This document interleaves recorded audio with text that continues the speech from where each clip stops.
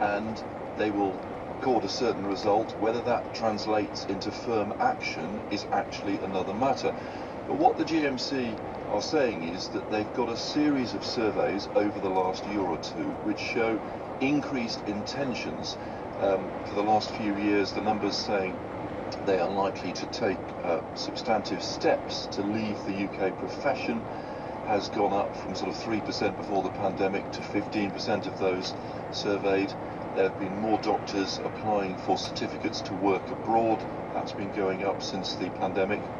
And now this online survey, relatively small numbers, but 30% of them who responded to the question said they are likely to seek to work abroad as doctors and make that move within the next 12 months. The GMC Chief Executive Charlie Massey is saying this is a wake-up call. It should be ringing alarm bells for employers and governments around the UK. It is a UK survey, and that a lot more focus should be on retention and making moves to actually ensure doctors stay in the profession. And of all the factors like morale and burnout, certainly pay, they think, is one bit of it. Now, as you suggest, though, there's quite a lot of talk of people leaving. Not that much evidence, is there? I know from the GMC press release, it says the number of doctors actually leaving to practice abroad in 2023 was, and I quote, comparably low. Yes, and they say that the NHS altogether, whether to retire or leave or go abroad, has been pretty stable going back over the years, and that the number of joiners as a percentage of the workforce is higher than the number of leavers, so there are more doctors than before. But their point is, look, surveys tend to point to what might happen in the future, and there's enough evidence, they think, from these surveys to suggest there is a problem which needs to be dealt with.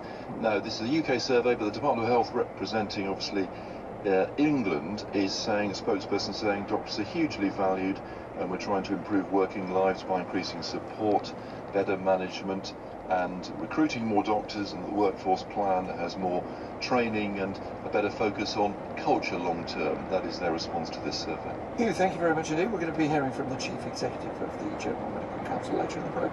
20 to 7 is the time now. The social media giant Meta is under fire this morning for lowering the minimum age for WhatsApp users in the UK from 16 to 13. It comes as a number of schools in the northeast of England issue their own warning to parents about WhatsApp groups encouraging self-harm. Let's talk to Martin Lindsay, senior investigations reporter for BBC Northeast and Cumbria. What have you discovered, Martin?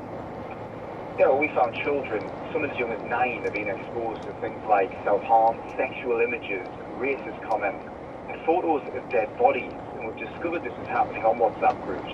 That add these children at random, usually against their will and without warning. You touched on it there. Parents were initially warned about one group that was specifically targeting year 6 pupils, that's 10 and 11-year-olds. But this one didn't only encourage self-harm, it was effectively egging children on to do so through a point scoring system. So since then, we've been investigating the issue and have found evidence of other groups as well with similarly disturbing content. We've spoken to one mum whose 12-year-old daughter was added to one, which had more than 900 people on it. She told us she felt sick to the stomach when she saw her daughter's phone and what was on there, and said it was really terrifying for her and her family. She showed us screenshots from one of the groups, which included images of a mutilated body as well as sexual messages and photographs.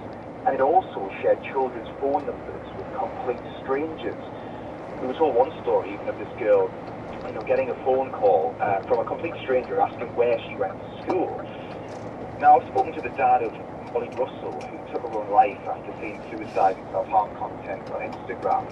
And he said if that can happen to her, then this can happen to anyone. And that is without doubt the biggest fear that any parent has, that if their child is one of these malicious WhatsApp groups. And what Meta say, they won't come on the programme to talk about these things, but what they say in a statement is the age of 13 is the right age, because it's the age that they generally do these things at around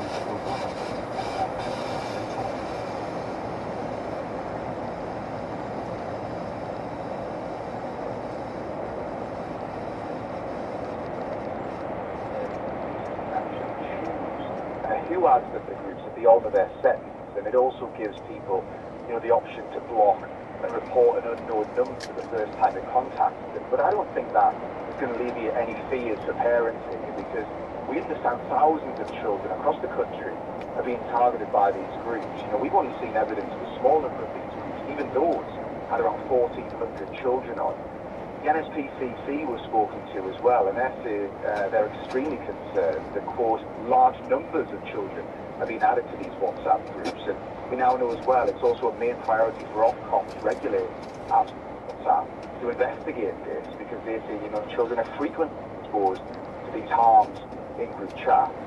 We put our findings to Rishi Sunak as well. He said what we found is awful and warned that things like this will face fines if they don't clamp down on this content under his new law. We should also point out that Northumbria Police are also investigating one of the groups in the east of England, which was encouraging self-harm. Okay, well that's all very helpful and interesting, Martin. Thank you very much. The point about WhatsApp is that it's end-to-end encrypted. There is a question about whether they could be aware of what is on all of this, but Martin will be hearing from Ofcom at 8:10, and if Meta want to come on, or WhatsApp, or whoever represents them, there is an opportunity for you still to change your mind and come on the program at 10:08. I thought you were inviting them to WhatsApp their messages then. I'd like to do that as well, but we'd rather actually speak to them, put questions to them. But there we have a controversial suggestion. 17 minutes to 7. Let's take a look at the papers and what's catching our eye in them. At least lots of coverage of Keir Starmer's defence promises, as we were hearing. But there's more bad political news for Rishi Sunak on the front page of the Financial Times. The headline: Tory election hopes hit as forecasts of interest rate cuts scaled back. This is about real economic news. The FT led yesterday on worse than expected news about American inflation, and the consequence, or the result of that, is that according to the FT, traders have scaled back expectation of interest rates cuts this year. Investors were betting on 6 interest rate cuts in 2024 at the beginning of the year. They're now talking about just 2 quarter-point rate cuts.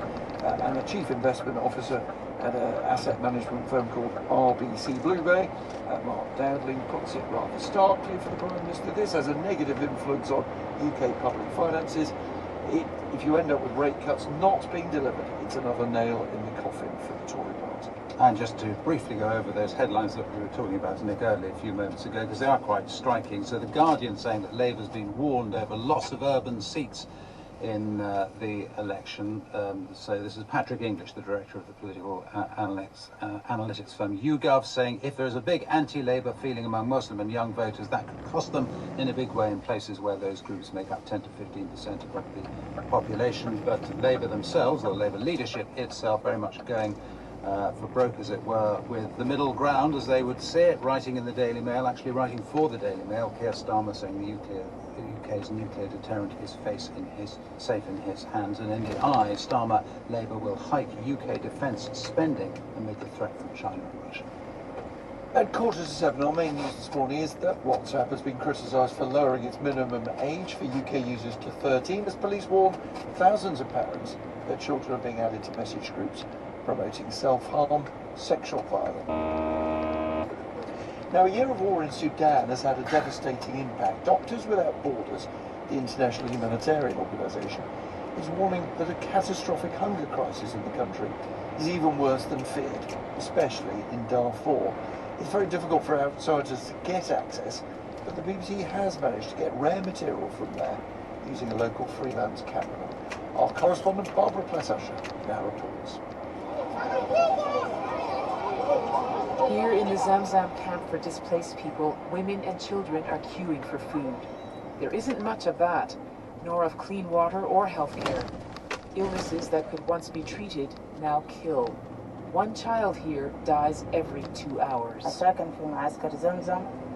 Kisma Abdurrahman Ali Abu Bakr is 27 years old. She lost 3 children in 4 months. I have 3 children who have died. My 3-year-old daughter died after 11 days falling sick. The second one was 2 years old. He died from malnutrition. I couldn't take them to the hospital. After that, I had a daughter who died. She was 6 months old. Zamzam is one of Sudan's oldest and largest camps, formed by those who fled ethnic violence in Darfur 20 years ago, so already fragile. But the latest war between the army and its paramilitary rivals has displaced more than 8 million people, blocked aid, and shut down the economy. Because I have another boy, I came with him here. People are exhausted, bewildered, and hungry. They are all suffering from hunger. This is why they came here.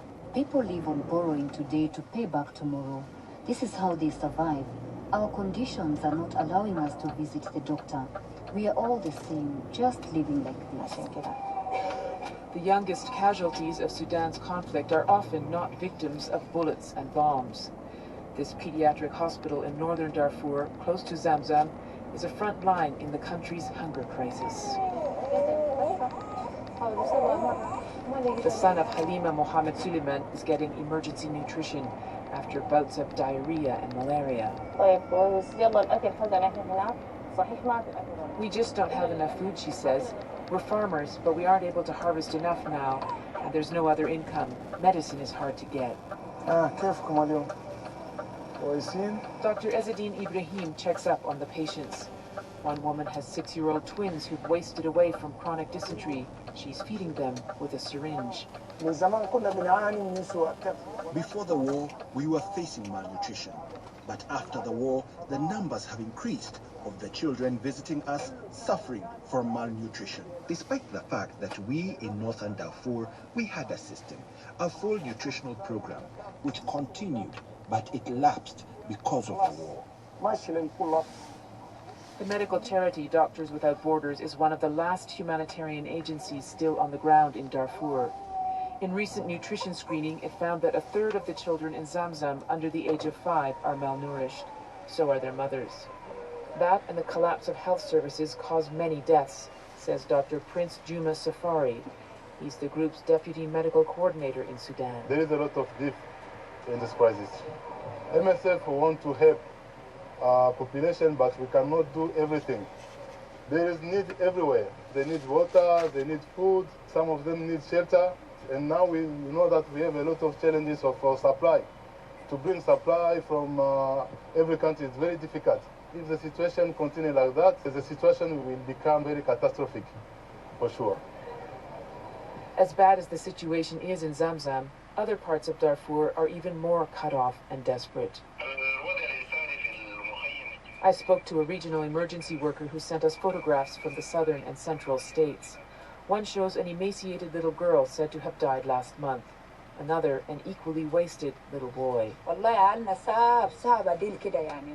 His mother, Fatima Mohammed Othman, recorded a video pleading for help to feed her 10 children.